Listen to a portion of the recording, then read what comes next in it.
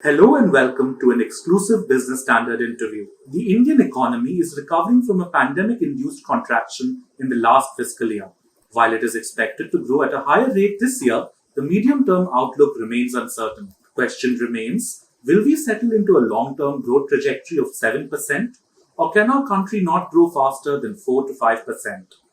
Business Standard sat down with renowned economist and former deputy chairman of the Planning Commission, Montek Singh Ahluwalia, to get answers to this and other crucial questions on the economy. Here is the conversation we had with him in full. There appear to be some tentative signs pointing to economic recovery. Do you agree with that statement? It's quite clear that we are in an economic recovery. I don't think there's any doubt about that. The real question is this economic recovery as rapid as it could have been? Is it as rapid as the most rapid in the rest of the world? How does it compare with others? So on the fact that we're recovering, I don't think there's any doubt.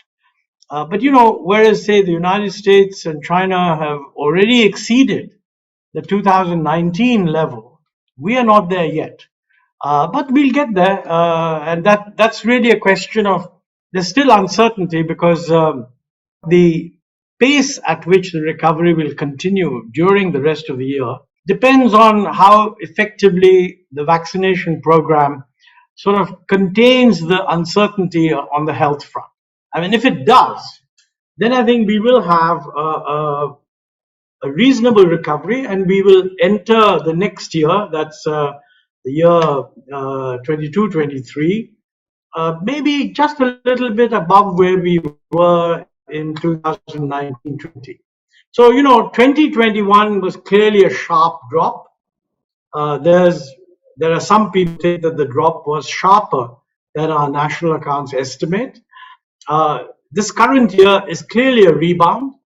How much it will take us beyond 2019-20 is as yet a little uncertain. But there's no doubt that there's a recovery. I think the real question is not about the current year's recovery.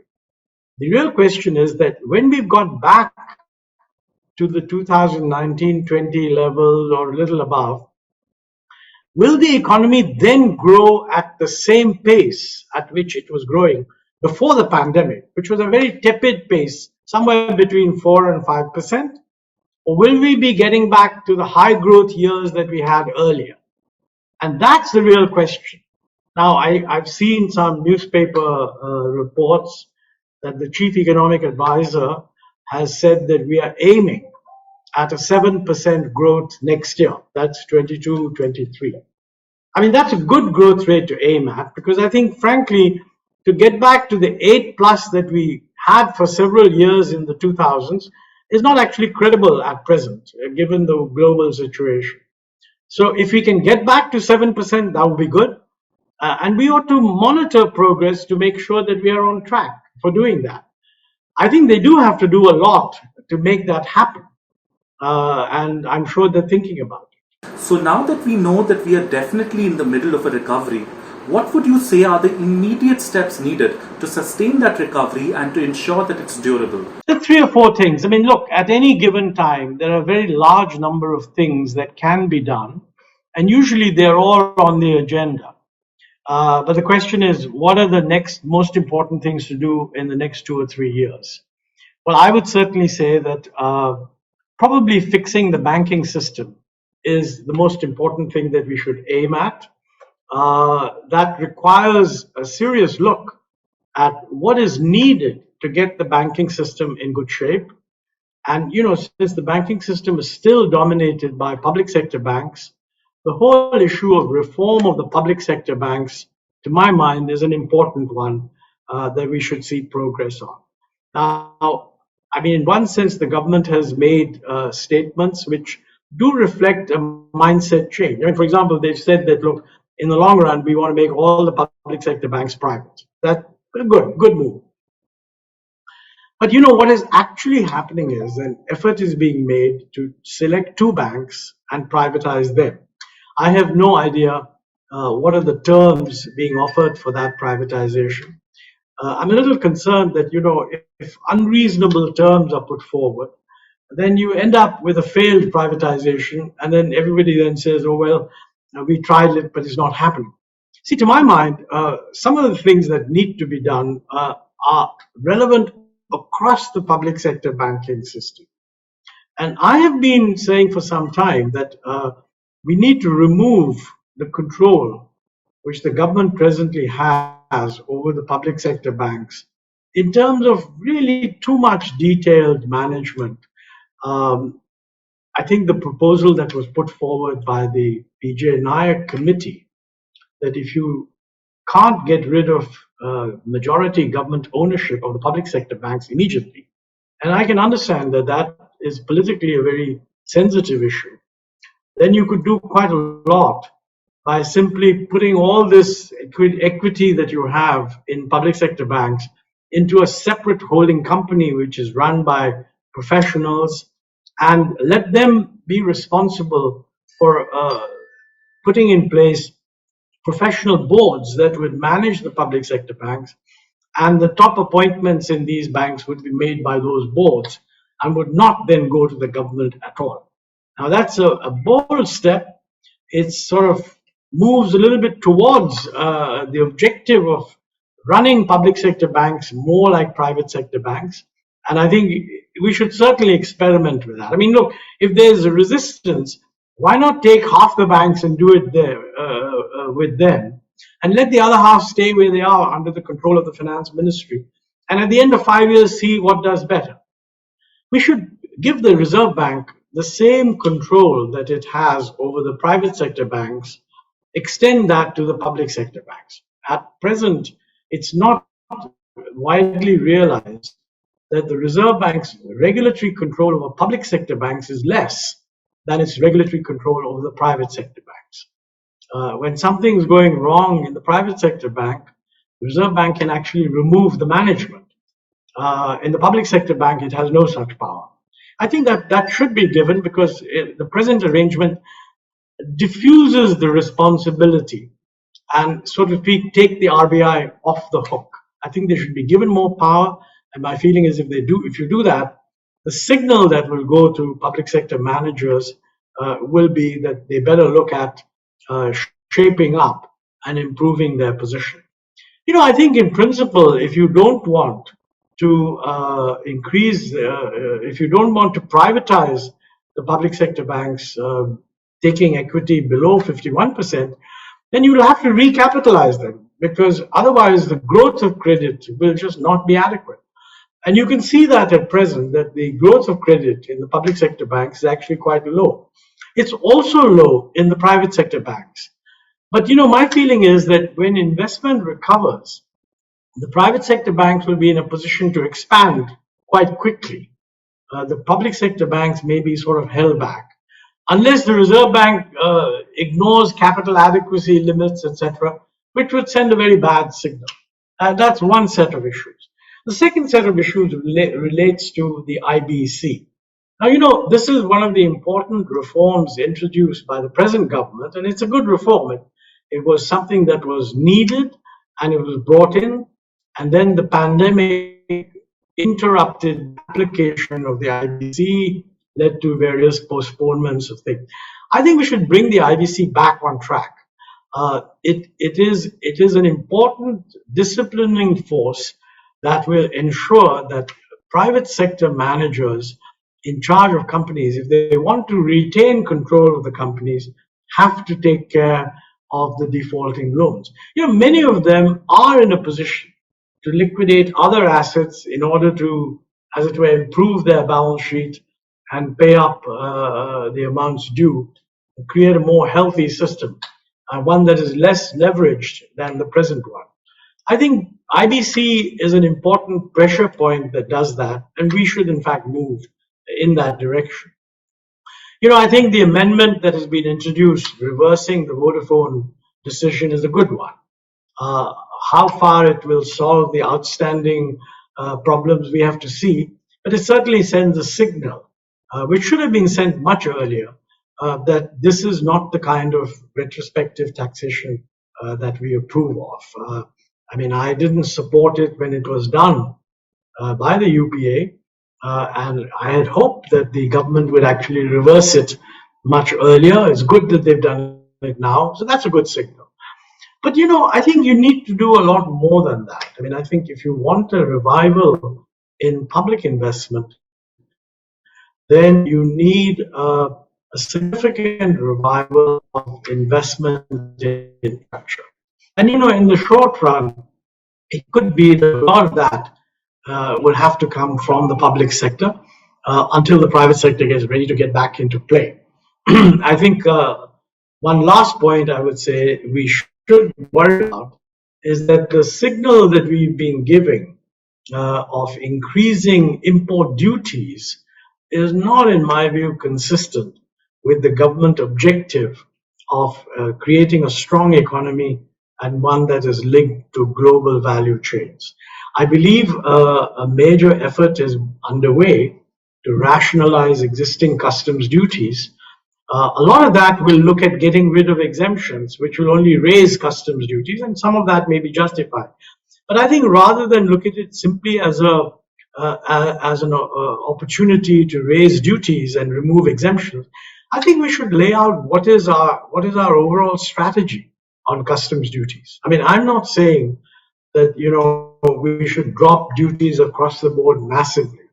I think we should make it clear that we believe in a moderate duty regime system, and that over time our objective will be to bring India's import duty rates in line with those of other countries.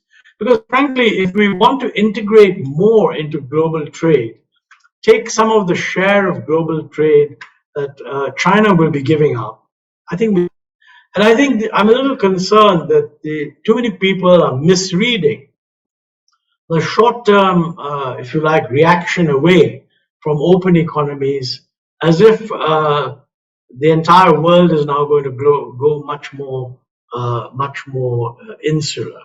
I mean, there is a concern about China. There is a desire to diversify supply chains away from supply chains that are dominated by China. Very strong concern in the United States, possibly also in Europe. India could be a beneficiary of that. But to become a beneficiary of that, we shouldn't be raising import duties ourselves. We should be attracting foreigners to come and invest in India, make us join global chains. But certainty of policy is very important for that. Any impression that, with the slightest lobbying, some duties might be raised, makes it a very unsatisfactory arrangement for inviting foreign investment. And I think we need to be very clear about that. We should do something on that. Of course, a major long-term thing we have to worry about is strengthening the public sector health system. I mean, the pandemic has drawn attention to that, and I think that's something that has to be put on the agenda for the next 3 or 4 years. Finally, let me say that a lot of the recovery in India is going to depend on how successful our vaccination program is seen to be. Now, we've laid down an ambitious target of 100% vaccination by the end of December. I see a lot of news reports which say that, well, look, maybe that's too ambitious, and that the vaccines required for that, it's not clear that we've got them. Even if it's not 100%, if we achieve 90% by the end, that would be a major achievement. But I feel that we need greater transparency on the supply position regarding vaccines. I mean, it's known that the government has placed orders on the major suppliers. I don't see why we don't publicize those orders so everybody knows that on this supplier, these are the orders and this is the supply schedule that they've agreed to. That gives us a potential supply availability from now to December. I think we should actually announce that this supply, as it becomes available, will be distributed to states in the following manner. And frankly, they have kept aside 25% for the private sector. We have to ask ourselves, why is the private sector not picking this up? Is it because the rate at which the vaccine has to be administered by the private sector has been capped too low? And frankly, if people are willing to pay a higher rate to go to a private sector facility, we should reconsider that. To the extent to which the private sector doesn't pick up the vaccines allocated to it, there's no reason why the government shouldn't pick it up and put it into the public program. So I think all of this needs transparency so that ideally the actual administration of the vaccines is going to be done by state governments. I think we can only put state governments under pressure if we can have a timetable which says that for each state government, this is the programmed supply availability. And the state government should, and we should also document how much is it delivering. If state governments know that this is happening or going to happen, they will ramp up their delivery capability. But I think this should be transparent. We want to avoid a situation where, on the one hand, declarations have been made that we will be getting 100% vaccination by the end of December, and then there are odd news reports saying, oh, that's not possible, supplies aren't there. Whatever the thing is, let's put it out. And also let's recognize that, a supply may have been promised and may get delayed. I mean, that's normal. But I would still say it's worth putting out the schedule and announcing that this particular manufacturer has said they're going to delay. But ideally, if there are delays, there should be penalties, and that should be built in. Moving on, in your view, Mr. Ahluwalia, how should the government and the RBI strike a balance between inflation management and fostering growth? Tough question because, the underlying inflation situation keeps changing. The RBI, many central banks during the pandemic resorted to a fairly loose monetary policy. But in those banks, inflation was still under control, although a little bit rising. I think in our case, inflation has now hit the upper end of the barrier. I know that the Monetary Policy Committee has not changed rates. There seems to be some difference within them on what the stance should be. I think the signal clearly is that they are aware that inflation is a potential threat now, especially because international commodity prices are rising. My guess is that so far they're doing okay. But the critical point is that the monetary policy is not the only action when you need to support growth. A supportive monetary policy is a good thing. If inflation is not immediately a worry, you can maybe continue it for a little bit. But in the end, the recovery of growth is going to depend a little bit more today on fiscal policy and much more on whether investment recovers. Unless investment recovers, it's not going to be possible to ensure an economic recovery. And my view would be that, if private investment takes a little more time to recover, we should offset that by raising public investment, not by raising government consumption. So I think government should focus really on two or three things. One, ensuring that the needs of the poorest are adequately met. Two, making sure that on the vaccine front, there's no scarcity and we're willing to go beyond what is budgeted if supplies are available, because that will have a lot of spillover benefits in terms of creating confidence in the consumers, coming back into action. And if private investment is still low, then scale up public investment in many of the infrastructure areas as much as is possible. Now, that's not always easy to do because this investment sort of takes time. But I think that if we should at least look, for example, whether on the public investment front, there's too much delay in making payments. Because historically, whenever the fiscal deficit is a matter of concern, there's a natural instinct to delay payments. We should not do that. We should just make sure that not only we clear up payments due to contractors engaged in capital investment.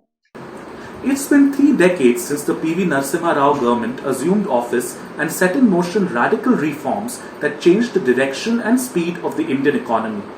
Where do we need to go from here with regard to reforms? Well, I think reform is a continuing process. I think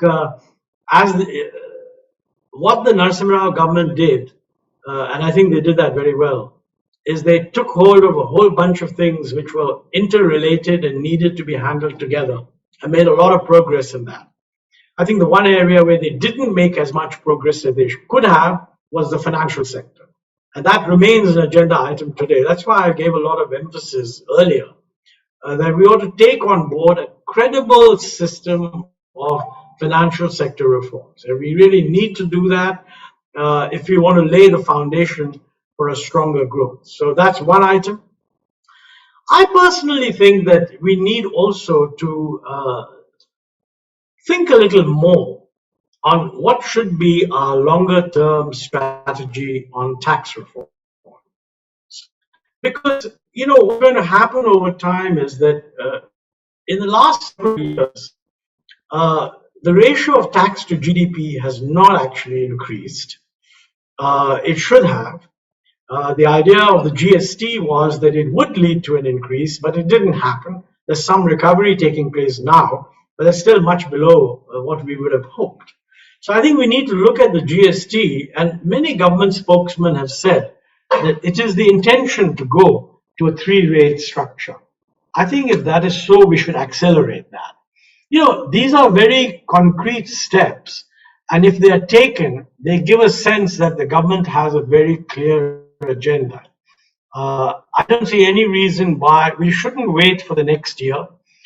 We should simply go ahead and introduce the three-rate structure if it's possible now, or outline the changes needed for a three-rate structure and sort of say that, look, we're doing the first batch now and the next batch will be done, 6 months later. That would be fine too.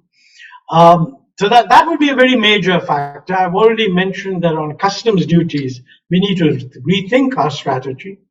There's a lot of concern about inequality, and it is rising not just in India but around the world. And question arises: what is the tax rate structure that makes sense to deal with rising inequality? What is the combination of changes that we want in indirect taxes and direct taxes that would achieve this result? I feel that taxation changes are so complex that it would be a good idea to set up a really high-powered review committee, just as the Narasimha Rao Manmohan Singh government did when they set up the Raja Chellaiah committee. Pack it with really top-level experts, including international experts, and come out with a comprehensive approach to taxation reforms.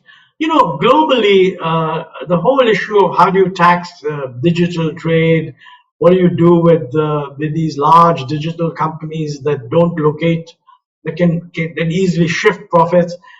I think these are things that we are currently engaged in, but they're being handled in different silos.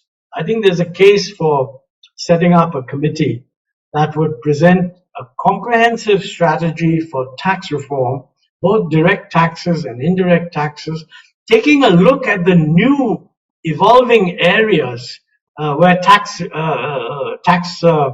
incidents will be important, and where there's a global pressure to behave according to some set global standard.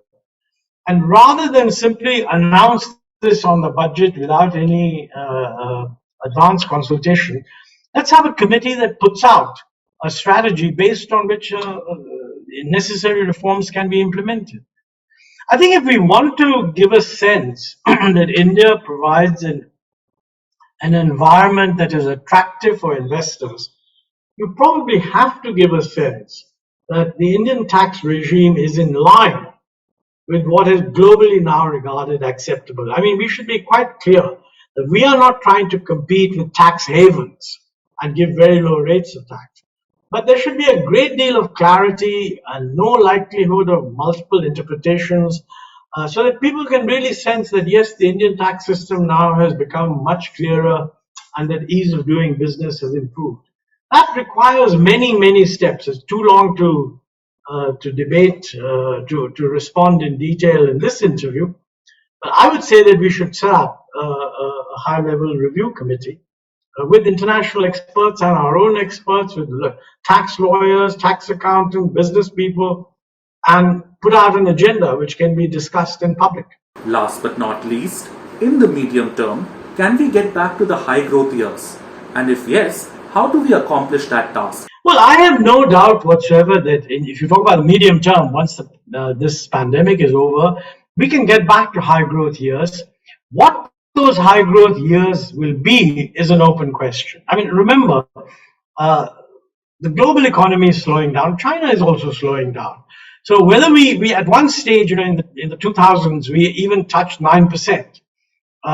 You may do that in a recovery, but on a sustained basis, it's not likely that the Indian economy can grow at that rate. Other miracle economies did it because they were the first to benefit from a large open world economy which nobody else was benefiting from. I think had we done it then, we would have benefited. They would have grown at less than 9% and we would have grown a little more. But today, the world is now much more open, much more integrated. So that sort of very rapid growth rate is not possible. However, for India to aim at 7% or even 7% plus is not at all impossible. We are a lower middle income economy at present. And, population growth is slowing down. Population growth is now probably around 1%. So, if we grow at, let's say, 7%, the per capita growth which that involves is about 6%. That's the same as 8% if you're growing at 2% per population. So a 7+ % growth rate in the medium term, in my view, is possible, and we should aim at it. But I think to get it done, we need to be very clear what are the critical things that we need to do in the next 2 or 3 years, put them on a time schedule and make sure that they get done. But these reforms can also create unintended problems. So I think as we push with reforms, we ought to have a continuous look at whether what we're doing is the right thing and willing to change. I mean, I think changing track when you've gone somewhat wrong is not a weakness, it's a strength.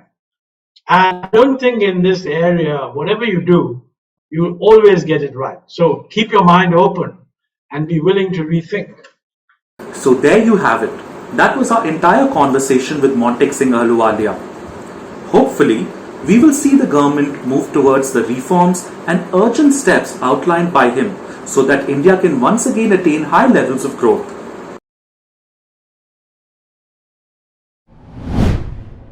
If you like this video, share it and subscribe to Business Standard. For more news, views and insights, log on to www.business-standard.com. Do also follow us on YouTube, Twitter, Facebook, Instagram, Telegram and LinkedIn.